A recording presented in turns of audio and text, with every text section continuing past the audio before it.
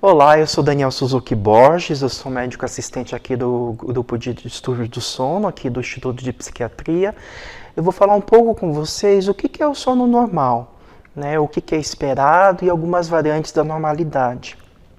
Tá? O sono, né, é um estado de consciência, né, que nós respondemos menos ao ambiente que nos cerca, né, é uma função fisiológica muito importante, então, portanto, necessário, e que ao longo da evolução animal ela foi selecionada porque ela trouxe maior oportunidade de sobrevivência, né, tanto para a espécie quanto para o reino animal. Tá? Ela é muito importante tanto para a questão de conservação de energia, serve para modulação da nossa resposta imune, para recuperação de dano e reparação celular e de tecidos, é importante para a modulação da nossa imunidade. Existem diversos hormônios que nós secretamos particularmente nesse período do sono. Então, é uma função muito importante, né, para o nosso funcionamento global e que trouxe muitas vantagens, né, para a gente como espécie. E se nós for dividir didaticamente o sono, ele existe em duas grandes fases, né? O sono REM, que está muito relacionado com a maior parte dos nossos sonhos, né? Sono REM, porque quando ele foi descoberto, né, percebeu-se que nós temos muita movimentação rápida dos olhos, então os cientistas, quando descobriram, eles viram que existia uma movimentação rápida dos olhos e um relaxamento muscular muito intenso, e também uma fase do sono que a gente chama de fase de sono não REM, né, em que a gente não tem essa característica de movimentação rápida dos olhos. Tá? E uma coisa muito importante, assim, até para a gente ter em mente, que o nosso sono não é igual durante toda a noite. Além de ter a intercalação entre sono não REM e não REM, se a gente for pensar, o nosso sono ele vai variando de superficial para profundo, e como se a gente fosse pensar, por exemplo, imagina como fosse uma escada, como está aqui na figura. Né? Tem hora que ele é mais superficial, tem hora que ele é mais profundo. Eventualmente a gente acorda durante a noite, só que na maior parte das vezes nós não lembramos das vezes que a gente acorda, a gente acaba lembrando muitas vezes aqueles despertares que são mais prolongados, tá? Então se a gente for pensar, né, numa noite normal de sono, até uns 20, 30 minutos, seria até que tolerável, assim, de um acordar ao longo da noite. Tá? Uma coisa muito importante, né? O sono, ele é diferente do começo, da primeira metade e da segunda metade. Na primeira metade da noite, o nosso sono é muito profundo. Tá? Então a gente tem maior porcentagem de fases profundas do sono. Se vocês forem olharem para a figura, né, vocês podem ver que os degraus das escadas, né, parece que ela vai até mais fundo, depois sobe. Eventualmente a gente tem algumas fases de REM, a gente tem por volta de 3 a 5 sonos REMs ao longo da noite, normalmente. Tá?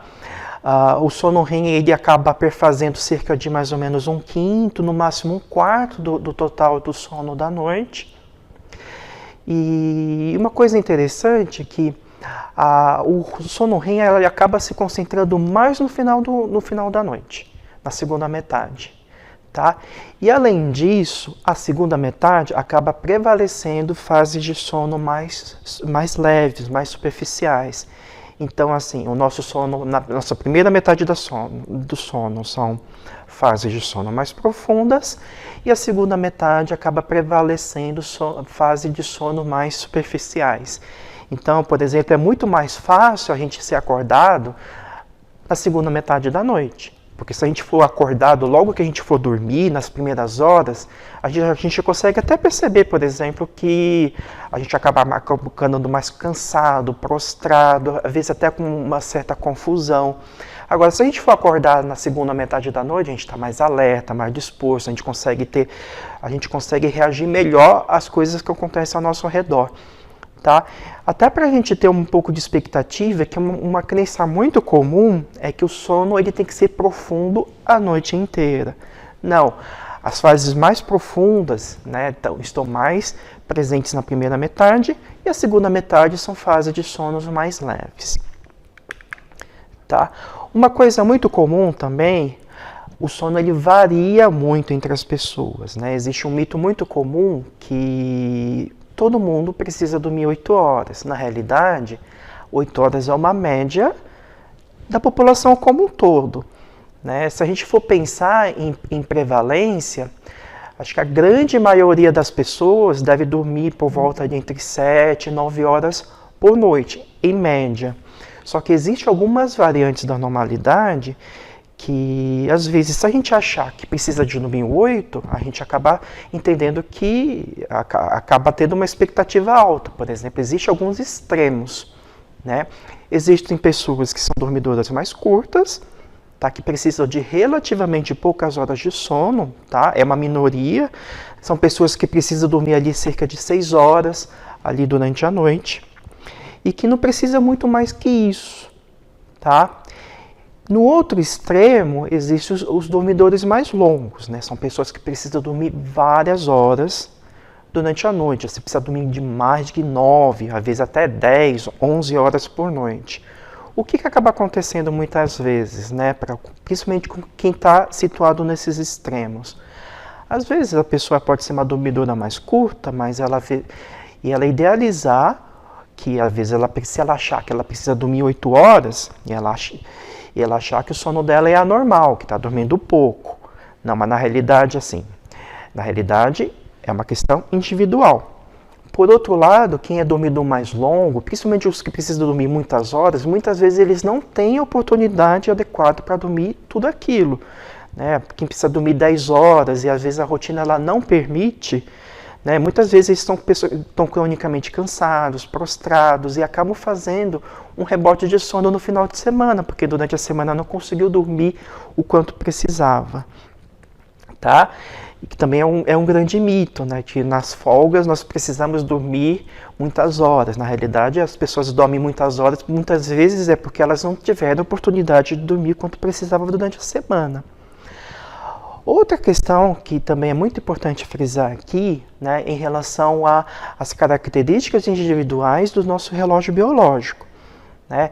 Existem pessoas que são mais matutinas, né? São pessoas que vão dormir relativamente cedo, acordam relativamente cedo, e existem pessoas que são mais vespertinas, né? São pessoas que funcionam melhor no período da noite, tem muita dificuldade de acordar cedo e dificilmente consegue dormir ali antes da meia-noite, 1h da manhã, tá? E existem pessoas que elas conseguem modular, né? Ter um relógio biológico mais flexível, que hora consegue ser um pouquinho mais matutino, hora consegue ser mais vespertino. Mas nesses extremos tem algumas pessoas que têm muita dificuldade de mudar esse relógio biológico, tá? É até importante a gente frisar, por exemplo, que se a pessoa ela for muito matutina, pode acontecer, dependendo do horário que ela for dormir e da necessidade de sono dela acordar relativamente cedo na madrugada, tá? Mas é importante a gente ver a quantidade de horas que a pessoa ela fez. Mas, por outro lado, também olhar, por exemplo, a pessoa vespertina, que, na realidade, muitas vezes ela não tem uma insônia verdadeira. Na realidade, o relógio dela é mais vespertino, então, às vezes, aquela dificuldade para começar o sono seja uma questão muito mais individual do que uma insônia verdadeira, né? Então, o vespertino, muitas vezes, ele tem sono mais tarde, e muitas pessoas têm uma rotina que começa cedo, né? Então, muitas vezes ele acaba sentindo muito cansaço, muita prostração ao longo do dia, né? E não por conta que ele tenha uma insônia, mas porque ele não teve a oportunidade de dormir até o horário que o relógio biológico dele determina, tá? Então, se a gente for pensar, por exemplo, né, uma pessoa que precisa dormir cerca de 9 horas e o sono for 1h da manhã, né? E precisa acordar 6, por exemplo, né? Então, se a gente for ver, existe um débito muito significativo, né, de sonos que acaba faltando ao longo da semana. O outro aspecto que também é importante a gente frisar aqui, né, que o nosso sono também muda ao longo da vida, né? Quando a gente é recém-nascido, né, a gente fala que o nosso sono ele é polifásico, a gente dorme e acorda várias vezes ao longo da noite, né? Se a gente for olhar aqui nessa representação, nessa figura, né, acho que os quadrados azuis, eles representam os períodos que a gente está dormindo ao longo das 24 horas. Então, o recém-nascido, ele dorme e acorda ao longo do dia todo, né? E dorme várias horas ao longo do dia, porque isso é muito importante para o desenvolvimento da criança como um todo, né? A partir dos 6 meses de idade, né, o neném começa a produzir melatonina, né, ele consegue consolidar um sono à noite, mas como ele tem uma necessidade grande de sono, ele acaba fazendo alguns cochilos ao longo do dia, né? Aí quando a criança na fase pré-escolar, né, além do sono relativamente grande que ela precisa fazer ao longo da noite, né, ainda tem uma necessidade de complementar com o cochilo ali no período da tarde, né, e que já na fase escolar, e com a diminuição da necessidade de sono, isso acaba sendo abolido, né, nessa faixa etária. Quando chega na adolescência, né, existe uma mudança, que é a fase da vida que a gente fica mais vespertino, né? Então a gente tolera ficar acordado até mais tarde, né? Muito mais fácil do que em outras fases da vida, né? Na fase adulta, né, nós voltamos a ficar um cronotipo mais intermediário, e à medida que envelhecemos, nós temos a gente diminui um pouco mais a quantidade de horas. E às vezes por questão de doenças clínicas, medicamentos, outras comorbidades, às vezes o idoso tem uma necessidade de fazer um pequeno cochilo no período da tarde. Tá? Isso aqui é só para sumarizar, né? Acho que o que eu falei aqui, tanto de necessidade de sono, como o sono ele muda ao longo da vida, né? Para diferentes faixas de vida, né? Por exemplo, nos retângulos do meio, né, tem a média para cada faixa etária, né, o que é esperado para a grande maioria, e nas pontas nós temos os extremos, né, quem são os dormidores longos daquela faixa etária e quem são os dormidores curtos nessa faixa etária. Como é que eu sei se eu sou um dormidor curto ou dormidor longo, né? Uma forma da gente tentar estimar isso, por exemplo, é se a gente dorme e acorda mais ou menos no mesmo horário todos os dias, inclusive no final de semana, e a gente não faz um rebote de sono, e a gente se sentir bem ao longo do dia e ao longo da semana com aquela quantidade de sono que nós fizemos ao longo dos dias, tá?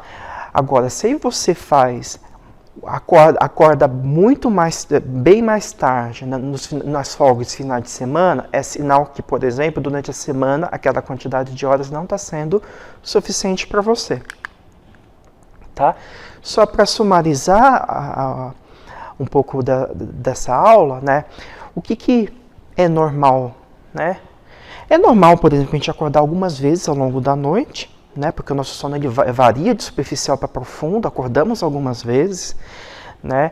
É tolerável, por exemplo, ficar acordado ao longo da noite ali por volta de uns 20, 30 minutos, né, ou então acordar algumas poucas vezes e não ter dificuldade de voltar a adormecer. É normal também a gente roncar quando nós estamos muito cansados, né, e também depois que a gente ingere bebida alcoólica. Perfeitamente normal se a gente acordar e voltar a dormir rapidamente, tá?